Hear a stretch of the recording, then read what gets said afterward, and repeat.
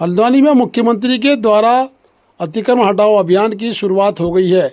नगर निगम का पंजा यानी पीली मशीन लगातार कई दिनों से लगातार चल रही है।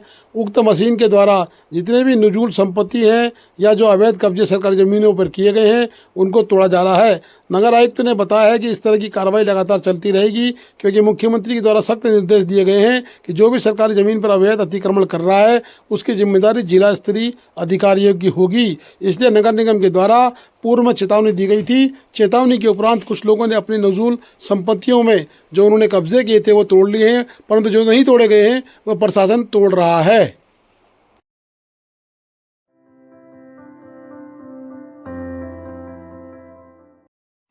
आदिवासी अभियंता डिडियाट को आज मुंशियारी के जिला अध्यक्ष विक्रम किन दानू के द्वारा विभिन्न समस्याओं के भरा एक ज्ञापन सौंपा गया।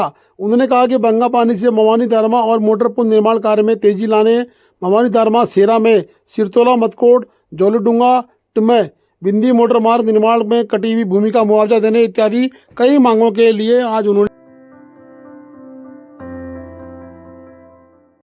तहसील मुंशियारी के ग्राम सभा डूनामाणी के तोक छीन फेल में भालू एवं गुलदार का आतंक। वन विभाग मुंशियारी को सूचना देने के बाद भी नहीं ली गई सुध। आज गुलदार ने आदरणीय चंद्रशेखर जोशी जी के 3 बकरी मार दिए और बाकी घायल हैं।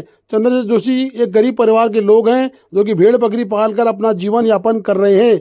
गुलदार के द्वारा बकरी मारने से और बाकी बकरी घायल होने से उन्हें बहुत परेशानी का सामना करना पड़ रहा है। डीएम पिथौरागढ़ को एक ज्ञापन जिलाध्यक्ष को भेजा। मुंशियारी के खलिया व मुंशियारी बाजार में लगातार भारी बर्फबारी। खलिया द्वार का ये दृश्य आपको दिखाया जा रहा है और देखिए किस तरह मुंशियारी के खलिया में ये शाम का दृश्य है और बर्फ की चादर खलिया ने ओढ़ ली है। इस तरह पूरे उच्च हिमालयी क्षेत्रों में या यूं कहें कि मुंशियारी धारचूला विधानसभा क्षेत्र में लगातार बर्फबारी देखने को मिल रही है। कई घंटों की बारिश के बाद ये बर्फबारी के नज़ारे आपको दिखाए जा रहे हैं, जहां बर्फबारी एक प्रकार से यात्रियों के लिए सुखद अनुभव है, परंतु स्थानीय नागरिकों के लिए बड़ा दुख का विषय है, क्योंकि अत्यधिक बर्फ पड़ने से व्यवस्थाएं चरमरा जाती हैं। शासन को व्यवस्था बनाने में काफ़ी समय लगता है, परंतु प्रशासन ने कहा है कि हम तत्काल सड़कें खोलना इत्यादि का कार्य शुरू कर देंगे। मुंशियारी में सड़क खोलने के लिए मशीन भी लगा दी गई है।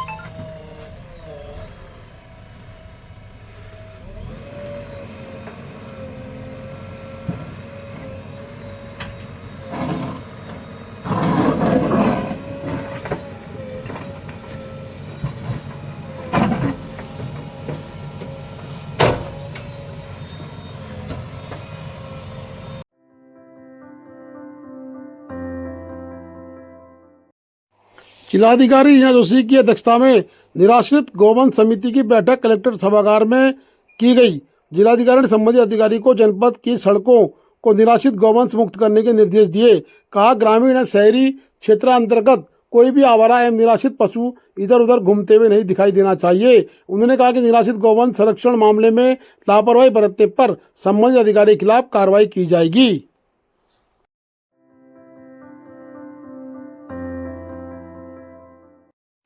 उत्तराखंड में त्रिस्तरीय पंचायतों का कार्यकाल 2 वर्ष बढ़ाने तथा एक राज्य एक चुनाव के फार्मूले को सफल बनाने के संदर्भ में आज बीडीओ धारचूला को प्रधान संगठन के द्वारा एक ज्ञापन दिया गया।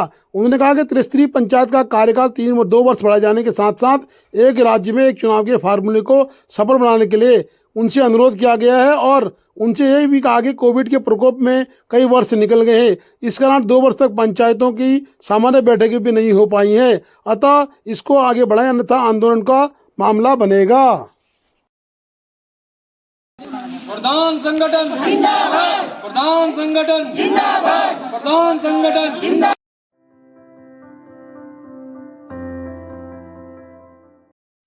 धारचूला से 26 जनवरी की परेड के लिए और उसके निमंत्रण में हमारे धारचूला के जनजातीय रंग समुदाय के लोग दिल्ली पहुंचे थे। काफ़ी मात्रा में हमारे प्रधान, उप प्रधान और वरिष्ठ लोग धारचूला से गए थे। बड़ा खुशनुमा माहौल धारचूला में देखने को मिला। 26 जनवरी में एक प्रकार से लगा कि रंग समाज के सभी लोगों को वहाँ पहुँचने से मामला बिल्कुल संस्कृति से जुड़ा हुआ प्रतीत होने लगा। आज फिर से अंकिता भंडारी को भावभीनी श्रद्धांजलि दी गई है, परंतु न्याय कब मिलेगा इसकी उम्मीद में अंकिता भंडारी के परिवार में विषम परिस्थितियां झेलने को मजबूर होना पड़ रहा है। लगातार राजनेताओं के द्वारा श्रद्धांजलि तो दी जा रही है, परंतु उस महिला को, उस व्यक्ति को अभी तक न्याय नहीं मिला है। उनके पिता ने क्या कहा, आइए सुनाते हैं। कई लोग उनके घरों तक पहुंच रहे हैं, उनसे मिल रहे हैं, मुलाकातें कर रहे हैं, श्रद्धांजलियां अर्पित कर रहे हैं, परंतु कोई उनका पुरसाने हाल नहीं है कि किस स्थिति में उनका परिवार रह रहा है, उनकी माँ की हालत क्या है। देखिए माँ किस तरह से बीमार है और अपना रोना रो रही है, परंतु अंकिता भंडारी को न्याय देना छोड़ के लोग केवल पुरसाने हाल पूछ रहे हैं और श्रद्धा सुमन अर्पित कर रहे हैं, जिससे कि जख्मों को कुरेदना प्रतीत हो रहा है।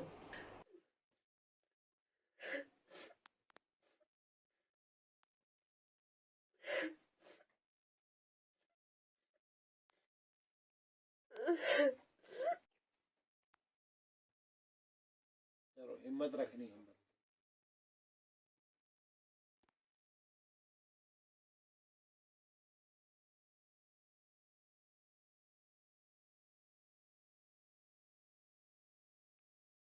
चार पांच बार से मेरी हालत खराब हुई।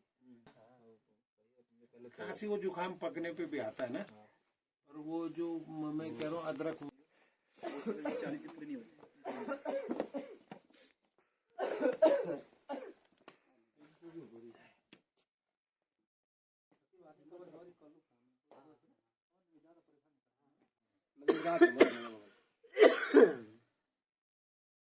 बच्चे लड़के दो हैं आप की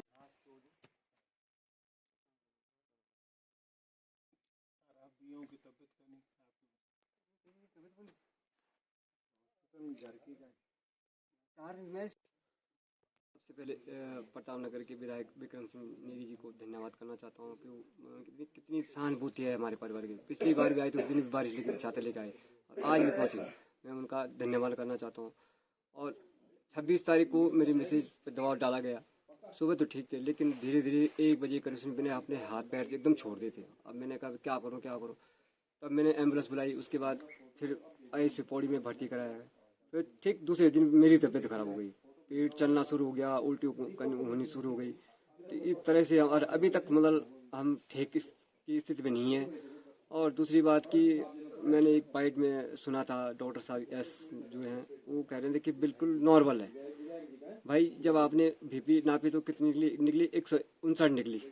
VIP के बारे में उनको एक जगह निकली, जबकि उसको अमूमन वही होता है, क्योंकि उसको टेंशन हो जाती है, दबाव में आ जाती है, टेंशन होती है तो उसकी BP बढ़ जाती है, उसके हाथ पैर काम करना बिल्कुल बंद हो जाते हैं।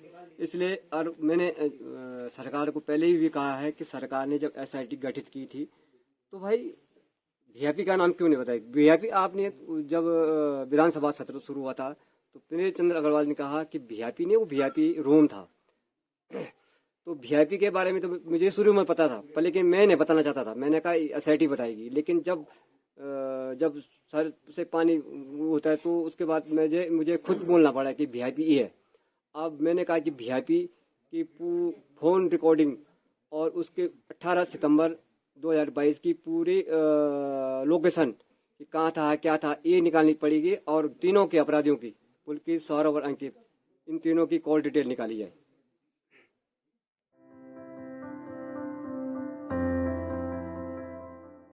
2023 में जहां बर्फ के नज़ारे और बारिश ने लोगों के रुझान खराब कर दिए थे, आज वहां 2024 के पहले दिन ही भारी बर्फबारी देखने को मिल रही है। 2024 के फरवरी के पहले दिन में आज इतनी अत्यधिक बर्फ पड़ी है कि लोगों का आना जाना मुश्किल हो गया है। ये नावी गांव का दृश्य है जो उच्च हिमालय क्षेत्र में पड़ता है। गुंजी, नावी, रोंगकोंग और साथ में बता दें जोलिंगकोंग, ओम पर्वत, नावी डांग, काला पानी सब बर्फ से आच्छादित हो गए हैं। परंतु बर्फ जहाँ एक तरफ खुशियों की सौगात लेके आती है, पर्यटकों का आगमन बढ़ता है, वहीं दूसरी तरफ यात्रियों की मुसीबतों के साथ साथ स्थानीय नागरिकों के लिए बड़ी मुसीबत का सबब बन जाती है। परंतु आज भारी बर्फबारी 2024 के फरवरी माह में देखने में सभी के चेहरे खिले हुए हैं, क्योंकि बारिश के इंतजार में लोग परेशान थे। आज बारिश के साथ साथ बर्फबारी होने से ठंड में काफ़ी मात्रा में इजाफा हुआ है। ये है बिनती, निशिकशनी बिनती ने आता हो सो रोदंगची, और ये लगभग तीन इंची सोबेरा दिन इधर ही आ गए यार 3:30 बजे खची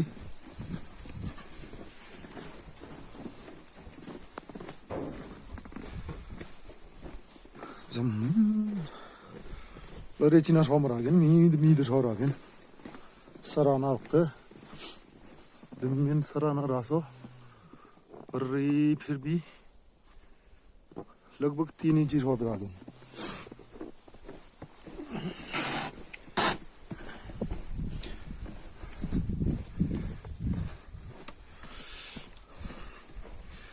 ये मौसम की पहला बर्फबारी नहीं जो लंग रासो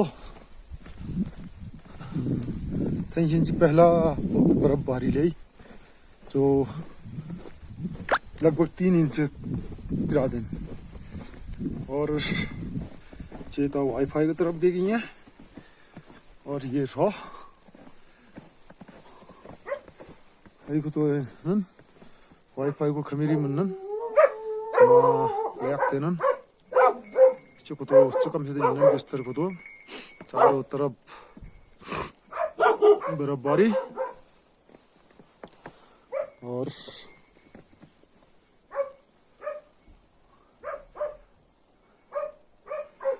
इना बर्फबारी पहली बार 3 इंची 2023-24 को ले और यो मनोज के निखिले तो वो किस का दादिन यो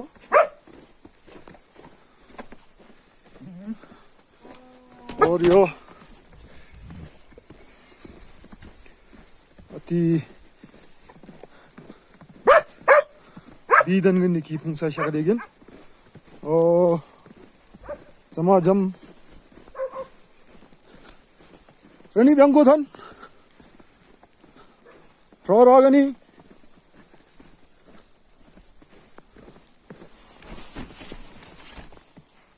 एलना रोबरा देन यो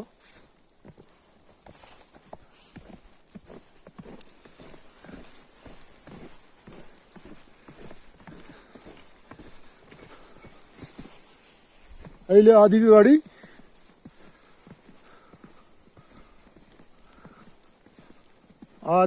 गाड़ी ले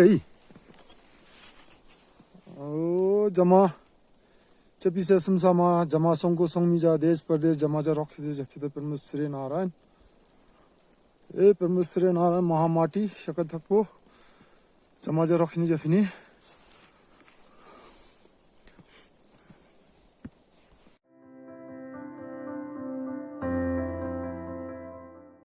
स्टंट ड्राइविंग करने, तेज रफ्तार में वाहन चलाने वाले वाहन चालकों के विरुद्ध पिथौरागढ़ पुलिस की सख्त कार्रवाई। बता दें कि सड़क दुर्घटनाओं पर प्रभावी रूप से अंकुश लगाने हेतु शराब के नशे में या रैश ड्राइविंग करने वालों के खिलाफ कार्रवाई चल रही है।